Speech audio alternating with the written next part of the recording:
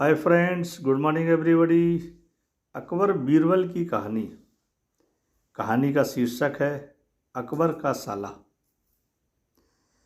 बीरबल की बुद्धि और समस्या को भांप लेने की कला के कारण बादशाह उन्हें खूब पसंद करते थे।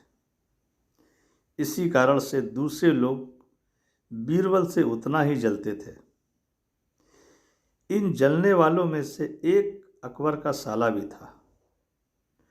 वो हमेशा से ही बीरबल को मिला हुआ खास स्थान लेना चाहता था। बादशाह जानते थे कि बीरबल जैसा और कोई नहीं है। वो अपने साले को भी ये बात समझाने की कोशिश करते थे, लेकिन उनका साला हमेशा कहता था कि वो भी काफ़ी बुद्धिमान है। इन सब बातों के कारण एक बार बादशाह के मन में हुआ कि अब ये ऐसे नहीं मानेगा, इसे कुछ कार्य देकर ही समझाना पड़ेगा। तभी अकबर ने अपने साले से कहा कि तुम अपने दिमाग और सूझबूझ से इस कोयले की बोरी को सबसे ज़्यादा लालची सेठ दमड़ी लाल को बेच कर आओ। अगर तुमने ऐसा कर दिया तो मैं तुरंत बीरबल की जगह दे दूंगा। यह बात सुनकर अकबर का साला हैरान हुआ, लेकिन उसे बीरबल की जगह चाहिए थी। इसी सोच के साथ वो कोयले की बोरी को लेकर सेठ के पास पहुंच गया। सेठ ऐसे ही किसी की बातों में आने वाला नहीं था, इसलिए उसने उसे खरीदने से मना कर दिया। अब उसका साला अपना उदास सा चेहरा लेकर महल की तरफ लौट आया। उसने कहा कि मैं इसे बेच नहीं पाया। इतना सुनते ही बादशाह ने बीरबल को अपने पास बुलाया और अपने साले के सामने ही बीरबल से कहा कि तुम्हें सेठ दमड़ी लाल को यह कोयले की बोरी बेचनी है। बादशाह का आदेश मिलने पर बीरबल ने कहा कि आप एक बोरी की बेचने की बात कर रहे हैं, मैं उस सेठ को एक कोयले का टुकड़ा ही 10,000 में बेच सकता हूँ।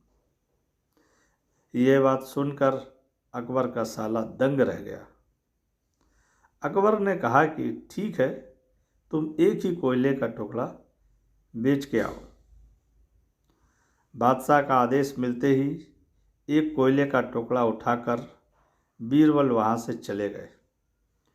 उन्होंने सबसे पहले एक मलमल के कपड़े का कुर्ता अपने लिए सिलवाया, फिर उसे पहनकर अपने गले में हीरे मोती की मालाएं डाली और महंगे दिखने वाले जूते भी पहन लिए। इतना सब करने के बाद बीरबल ने उस कोयले के टुकड़े को सुरमा यानी कि काजल की तरह बारीक पीसकर एक कांच की डिब्बी में डाल दिया। इसी भेष में वो महल के मेहमान घर में आ गए।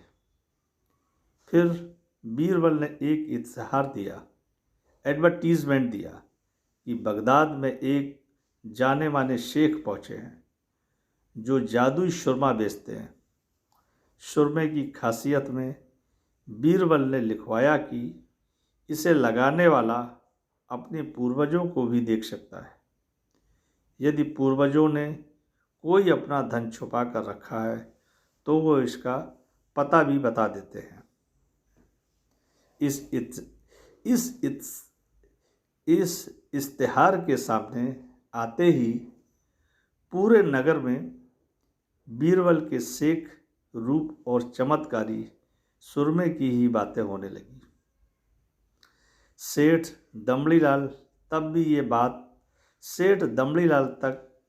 बात पहुंच गई।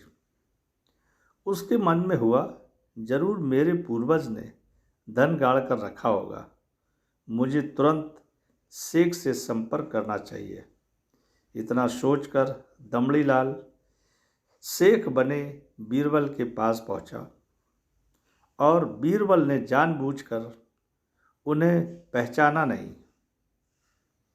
सेठ ने शेख से कहा कि मुझे सुरमे की डिब्बी चाहिए। शेख ने जवाब दिया, बिल्कुल लीजिए, लेकिन एक डिब्बी की कीमत 10,000 रुपये होगी। सेठ काफ़ी चालाक था। उसने शेख से कहा कि मैं पहले सुरमा आँखों पर लगाना चाहता हूँ, उसके बाद पूर्वजों के दिखने पर मैं 10,000 रुपये दूंगा।